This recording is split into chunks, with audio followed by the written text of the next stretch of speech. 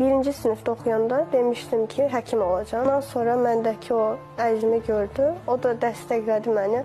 Hər axşam yeməyi süfrəsində mənim qızım həkim olacaq. Ağ xalat geyinəcək. Belə deyərdim. Əslində insanlar elə bilir ki, general qətiyyət olduğu üçün onda çox sərt insan olub. Hətta mən sinif yoldaşlarımdan və s. eşitmişdim ki, biz sənin atandan qorxuruq. Amma əslində heç elə bir insan deyil idi. Yəni çox şirin, yumuşaq, səmimi. Qapıdan girdiyi an sanki bütün yorğunluğunu atırdı. İşdə üzləşdiyi çətinlikləri bizə qətiyyən əks elətdirmirdi. Həmin gün anamın ad günü idi. Atam daxil, ailecə biz biraz həyəcanlıydıq. Atam istəyirdi ki, anamın ad gününə bir hədiyyə kimi həm də orada qalib gəlim.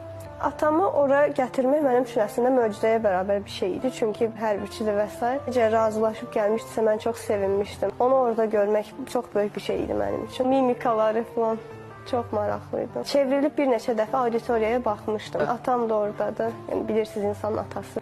Onun üçün böyük bir mövhumdur.